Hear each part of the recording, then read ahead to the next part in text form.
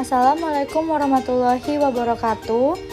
Perkenalkan, nama saya Claudia Artimesya Feroza dari kelas D11 PGSD yang akan mempresentasikan hasil UAS saya dengan judul Metode Picture and Picture. Baik, yang pertama yaitu pengertian model pembelajaran Picture and Picture menurut ahli. Menurut Ahmadi, tahun 2011, Picture and Picture adalah suatu metode belajar yang menggunakan gambar dan dipasangkan atau diurutkan menjadi urutan yang logis.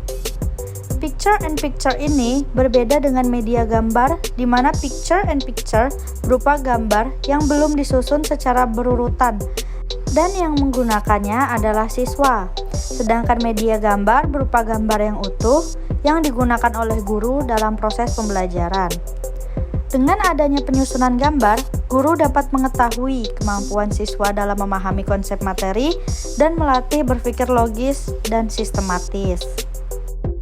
Jadi, Picture and Picture adalah suatu model pembelajaran dengan menggunakan media gambar yang dalam operasionalnya gambar-gambar tersebut dipasangkan satu sama lain atau bisa diurutkan menjadi urutan yang logis. Model pembelajaran Picture and Picture ini merupakan salah satu bentuk model pembelajaran kooperatif. Model pembelajaran kooperatif merupakan suatu model pembelajaran yang mengutamakan adanya kelompok-kelompok. Pembelajaran kooperatif adalah pembelajaran yang secara sadar dan sistematis mengembangkan interaksi yang saling asah, silih asih, dan silih asuh. Selanjutnya yaitu prosedur pelaksanaan metode pembelajaran Picture and Picture. Yang pertama, guru menyampaikan tujuan pembelajaran atau kompetensi yang ingin dicapai.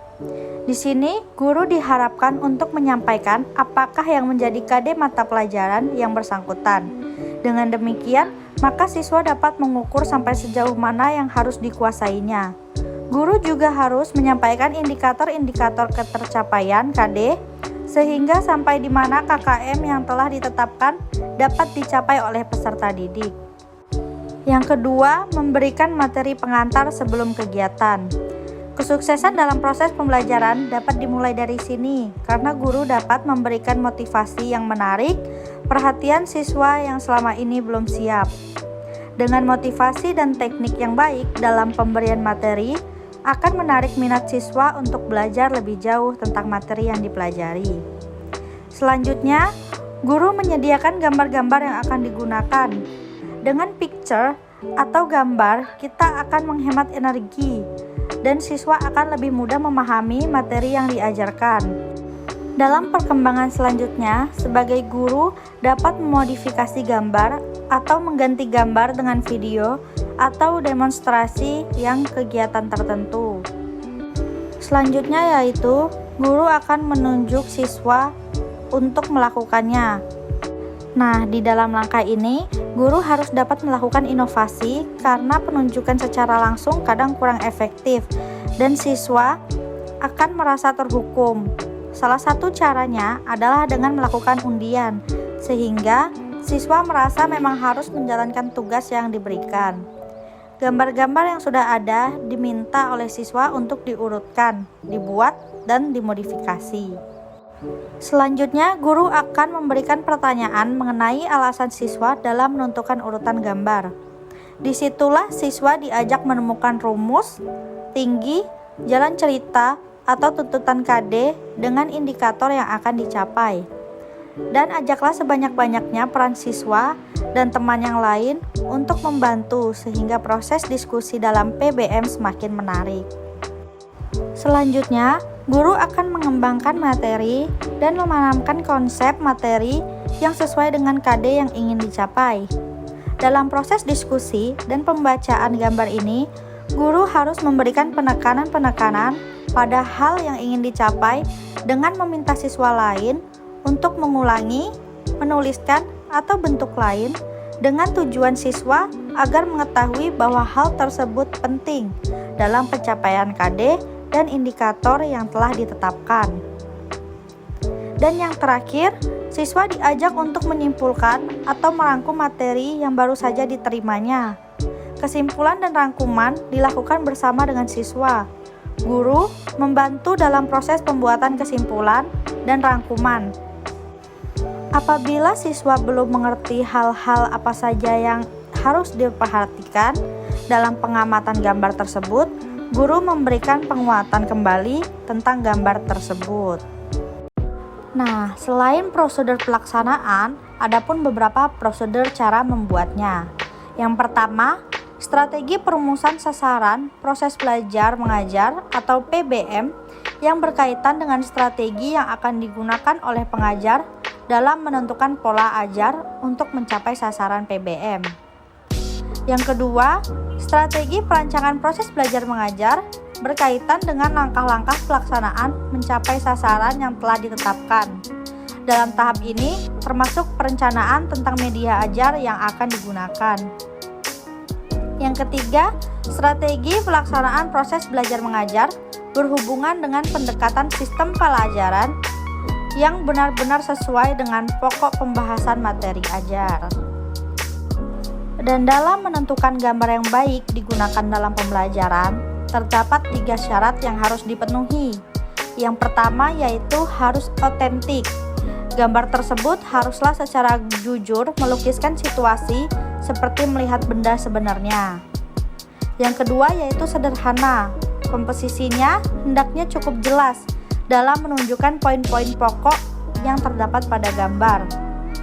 Dan yang terakhir, sebagai media yang baik, gambar hendaklah bagus dari sudut seni. Berikutnya yaitu prinsip dasar metode pembelajaran picture and picture. Yang pertama, setiap anggota kelompok bertanggung jawab atas segala sesuatu yang dikerjakan dalam kelompoknya.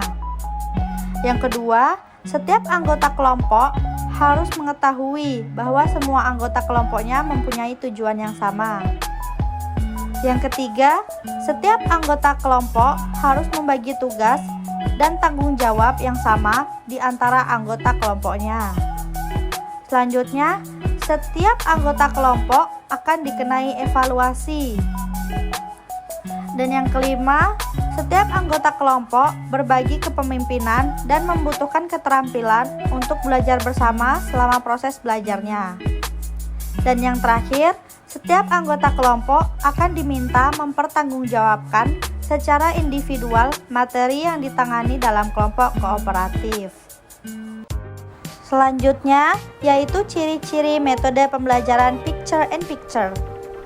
Yang pertama yaitu aktif. Dalam metode pembelajaran kooperatif picture and picture ini, siswa atau peserta didik menjadi lebih aktif.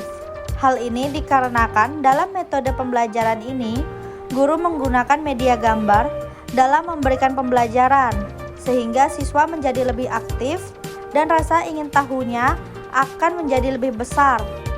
Selain itu, dalam pelaksanaan metode ini, seorang siswa juga dianjurkan untuk bisa merancang atau menggabungkan gambar sebagai media pelajaran yang digunakan.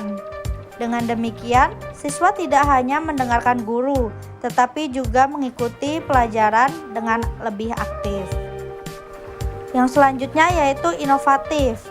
Dalam metode ini, seorang siswa dan guru sebagai pengajar lebih aktif. Hal ini dikarenakan menggunakan sesuatu pembaharuan dalam proses pembelajaran. Tidak hanya guru menerangkan dan siswa mencatat. Yang ketiga yaitu kreatif. Dalam hal ini, selama proses pembelajaran dengan metode picture and picture, selain guru, siswa juga menjadi lebih kreatif. Karena dalam kegiatan ini terjadi interaksi langsung antar siswa, bagaimana seorang guru memberikan gambar, mengacaknya, dan seseorang siswa akan menunjukkan untuk bisa menyusunnya kembali.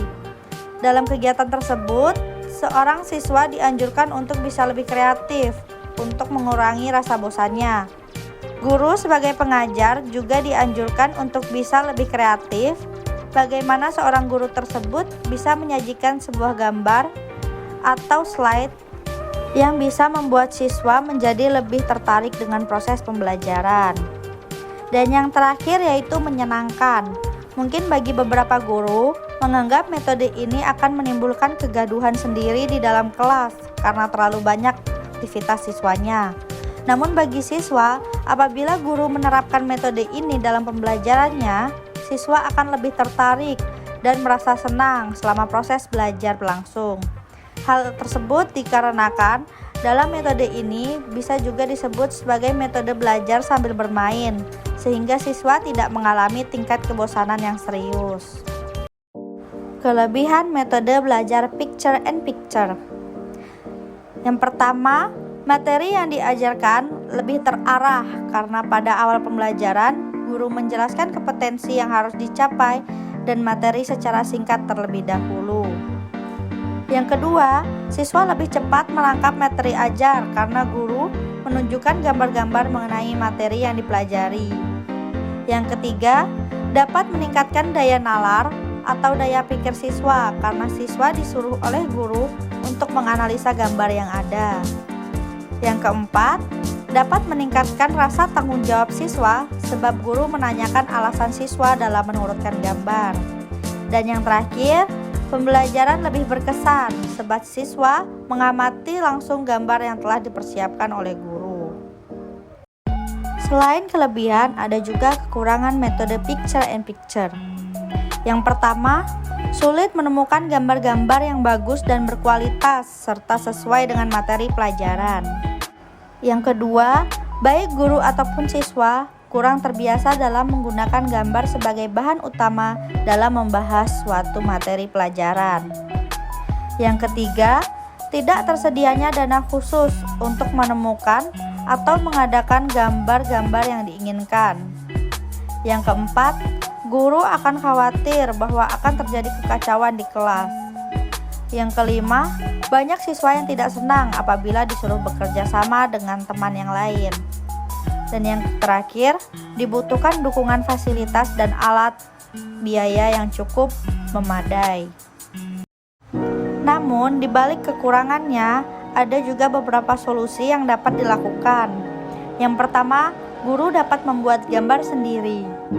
Yang kedua, agar terbiasa, maka guru seharusnya sering menggunakan metode tersebut. Yang ketiga, agar tidak terjadi kekacauan, maka guru harus memperhatikan siswanya agar belajar sesuai dengan KD yang ingin dicapai. Yang keempat, jika ada siswa yang tidak senang bekerja sama dengan teman yang lain, maka sepatutnya sebagai guru untuk memberikan nasihat dan motivasi pada siswa yang bersangkutan. Sekian video dari saya. Thank you for watching.